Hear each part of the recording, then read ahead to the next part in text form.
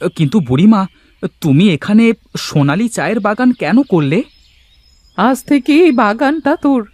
এই সোনালি চা পাতা দিয়ে তুই যদি কাউকে চা বানিয়ে খাওয়াস, তবে সে হুড় হুড় করে সব সত্যি কথা বলে দেবে রে। বলো কি গো বুড়িমা, তাহলে তো এই চা আমার অনেক কাজে দেবে। বুড়িমা, তুমি আমাকে এই সোনালি চা গাছের কিছু বীজ দিয়ে দাও, আর কিছুটা চা পাতা দিয়ে দাও, তাহলেই আমার সব সমস্যা দূর হয়ে যাবে। এই পুরো চা বাগানটাই তোর।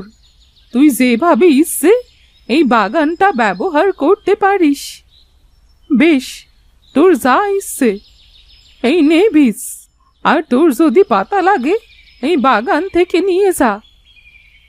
রহিম সেই জায়গা থেকে একটি সোনালি চা গাছ আর কিছু বীজ নিয়ে চলে আসে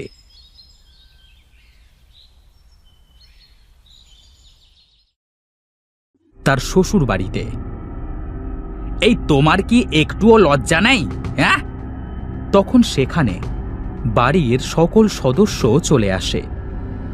মা, বাবা, বউ, আমি কোনো হার চুরি করিনি, আমি সেটাই প্রমাণ করতে এসেছি।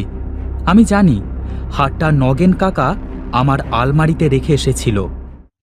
দেখছেন, দেখছেন মালকিন, ওই রহিম বেটা আমাকে ফাঁসাতে চাচ্ছে। কে কাকে ফাঁসিয়েছে তা এক্ষুনি প্রমাণ হয়ে যাবে। মা, এই নিন, এই সোনালি চা পাতা দিয়ে 1 কাপ চা করে আনুন।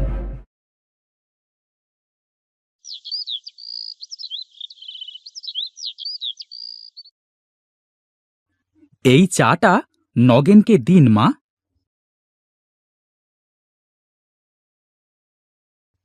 নগেন চা দেখে লোভ সামলাতে না পেরে চাটা মুখে দিতেই সব সত্যি কথা বলতে শুরু করে।